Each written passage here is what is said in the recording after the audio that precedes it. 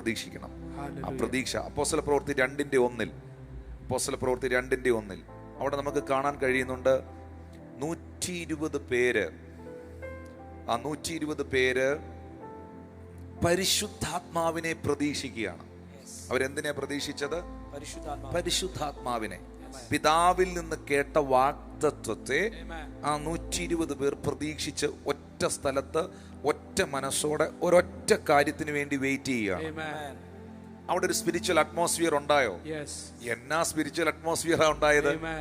കൊടിയ കാറ്റാൽ, ഇടി മുഴക്കത്താൽ, പിളർന്ന അഗ്നി, അവർ ഇരുന്നിരുന്ന വീട് മുഴുവൻ നിറച്ചെന്ന അപ്പോസ്തല പ്രവൃത്തി 2:2 എഴുതിയിരിക്കുന്ന അവർ ഇരുന്ന വീട് മുഴുവൻ അത് നിറച്ചു. അപ്പം പ്രതീക്ഷയോടെ പരിശുദ്ധാത്മാവിന് വേണ്ടി കാത്തിരിക്കുന്ന ആ കൂട്ടത്തിന്റെ ഇടയിലാണ് ഒരു വലിയ സ്പിരിച്വൽ അറ്റ്മോസ്ഫിയർ ഉണ്ടായത്. Hallelujah, hallelujah. ഞാൻ ഒരു വാക്യം കൂടെ, അത്യാവശ്യം ഒരു വാക്യം കൂടെ ഒന്ന് വായിക്കാം. 1 കൊരിന്ത്യർ 9:10 കേവലം നമുക്ക് വേണ്ടി പറയുന്നു. അതെ, ഉഴുതുന്നവൻ ആശയോടെ ഉഴുകുകയും മെതിക്കുന്നവൻ പദം കിട്ടുമെന്നുള്ള ആശയോടെ മെതിക്കുകയും വേണ്ടതാകയാൽ നമുക്ക് വേണ്ടി എഴുതിയിരിക്കുന്നത്ര. അപ്പൊ ഉഴുതുന്ന ഒരാള് ഭയങ്കര ആശയോടെയാണ് ഉഴുതുന്നത്. ഹല്ലേലൂയ. മെതിക്കുന്നവൻ, അവൻ മെതിക്കുന്ന സ്ഥലം പദമുള്ളതാകും, നടാനുള്ള പദം മണ്ണിനകത്തുണ്ടാകും എന്ന പ്രതീക്ഷയോടെ തന്നെയാണ് മെതിക്കുന്നത്. വിത്ത് വിതയ്ക്കുന്നവൻ വളരെ പ്രതീക്ഷയോടെ ഒരു കൊയ്ത്തിന് വേണ്ടി തന്നെയാണ് വിതയ്ക്കുന്നത്. നടുന്നവനും വിതയ്ക്കുന്നവനും മെതിക്കുന്നവനും ഉഴുതുന്നവനും എല്ലാം ഭയങ്കര പ്രതീക്ഷയോടാ ചെയ്യുന്നത്. ഹല്ലേലൂയ. അങ്ങനെയാണ് പ്രിയപ്പെട്ടവരെ, അത് പ്രതീക്ഷിക്കുന്നവർക്ക് നെല്ലും ഗോതമ്പും പയറും വിത്തും നന്മയും കൃഷിഫലവും ഒക്കെ ലഭിക്കുന്നെങ്കിൽ, ഈ ഭൂമി അത് വിളയിച്ചു കൊടുക്കുന്നെങ്കിൽ, ദൈവത്തെ കാത്തിരിക്കുന്ന, ദൈവത്തെ പ്രതീക്ഷിക്കുന്ന, ദൈവത്തിന്റെ പ്രവൃത്തികളെ പ്രതീക്ഷിക്കുന്ന ഒരു വ്യക്തിയെ എത്രയധികം ദൈവം അനുഗ്രഹിക്കാനിടയാകും. ഈ മനുഷ്യനെല്ലാം റിസോഴ്സ് ആണ്, ദൈവമാണ് സോഴ്സ്.